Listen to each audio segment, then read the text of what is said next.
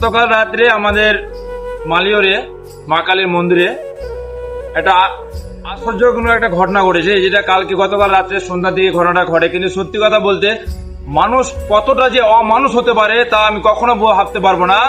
সম্পূর্ণ এই জিনিসটা না, তোমরা যদি এই ভিডিওটা দেখো তাহলে অবশ্যই বুঝতে পারবে, কারণ এই ভিডিওর মধ্যে এমন কিছু জিনিস রয়েছে যেটা গতকাল রাতে থেকে আমাদের পুরো মালিয়রের লোকজন অনেক টেনশনের মধ্যে। তার কারণ এরকম একটা কাজ অমানুষের মতন ব্যবহার যে মানুষ করতে পারে তা ভাবতে পারেনি।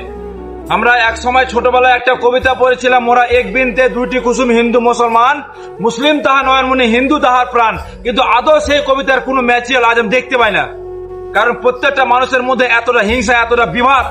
কারণ গতকাল রাত্রে আমাদের মালিয়রের কালী মন্দিরে যে একটা ঘটনা ঘটেছে, যেটা একটা অতিরিক্ত খারাপ কাজ। কারণ এই সব জিনিস করার একমাত্র কারণ কোনো কিছু না, শুধু একে অপরের সাথে ঝগড়া করানো। ভাই, মানুষ যদি একটা মানুষের মতন কাজ করে তাহলে ভালো লাগে। এত বড় একটা জিনিস, আমি আমার ধর্ম আলাদা, তুমি তোমার ধর্ম আলাদা, আমি আমার ধর্ম নিয়ে চলো, তুমি তোমার ধর্ম নিয়ে চলো। তুমি একটা ধর্মের সাথে একটা ধর্মের তুমি যুদ্ধ লড়ার চেষ্টা করছো, সেখানে ঝামেলা লড়ার চেষ্টা করছো। এই জিনিসগুলো কখনো কোনোদিনও মানুষকে করতে হয় না। তার কারণ আজ তুমি আমাকে ছাড়া চলতে পারবে না, কাল আমি তোমার ছাড়া চলতে পারবো না। এই সমাজে মানুষ মানুষ সাথে একতা হয়ে চলতে হয়, কারণ সমাজে মানুষ একতা হলে সমাজের একটা দাম থাকে, ঠিক আছে? আর এইসব জিনিস যদি আজ আমি যদি কোনো একটা যদি বাজে ল্যাঙ্গুয়েজ, যদি কোনো একটা খারাপ কথা যদি ব্যবহার করি, তাহলে কালকে হয়তো আমার বন্ধুরা আমাকে মেসেজ করে বলে, দেখ তুই কথাটা বলে ভুল করেছিস। কিন্তু ভাই, আমি তোদেরকেও সবাইকে এই কথাটা প্রত্যেকটা মানুষকে বলতে চাই, একজন তুমি ধরে নাও একটা অন্য কাস্টের লোক, আমি একটা অন্য কাস্টের লোক, তুমি আমার মন্দিরে জায়গায় যে তুমি আমার ধর্মকে নিয়ে কেন খেলা করবে? আমি তোমার ধর্ম নিয়ে খেলা করি না। আর মানুষ হয়ে মানুষ তুমি ধর্ম নিয়ে কেন খেলা করবে?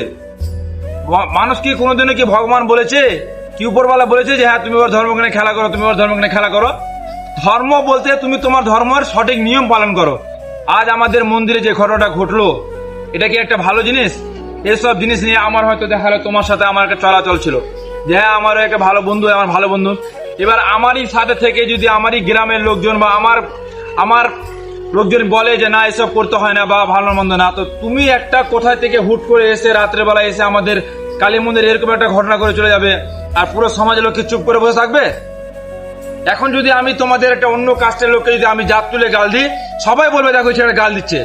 কিন্তু ভাই, গাল দেওয়াটা না এটা একটা বড় কথা না। আমি গাল দিলে যাচ্ছি আমি বড় মানুষ হয়ে যাব, যে আমি খুব ভালো কাজ করলাম, সেটা কথা না। কিন্তু আমি এই জিনিসটা বলবো, জোর গলা করে বলবো, যে কাজটা করেছে এই কাজটা কিন্তু মোটে ঠিক করেনি, তোমার প্রচুর অন্যায়। আর আমি চাইবো মাননীয় মুখ্যমন্ত্রী শুভেন্দু অধিকারী স্যার, আপনাকে জোর হাত করে বলা হচ্ছে যে আমাদের এই মালিয়রের কালী মন্দিরের ঘটনাটা বিশেষ তদন্ত করে দেখানো হয়। কারণ এই জিনিসটা নিয়ে আমরা অনেক টেনশন। আমরা আমাদের হিন্দু, আমরা সনাতনী করে জন্ম নিয়েছি, আমরা কখনো চাইবো না যে আমাদের ধর্ম নিয়ে কোনদিন খেলা হোক। শুধু আমরা বলছেন, আমরা কোনোদিনও চাইবো না যে কারোর কোনো ধর্ম নিয়ে খেলা হোক, কারণ ধর্ম খেলার জিনিস না, ধর্ম একটা পালন করার জিনিস। আর এরকম একটা ঘটনা আমাদের কাল মন্দিরে ঘটেছে, যেটা আপনারা সম্পূর্ণ কালকে অবস্থা জানেন।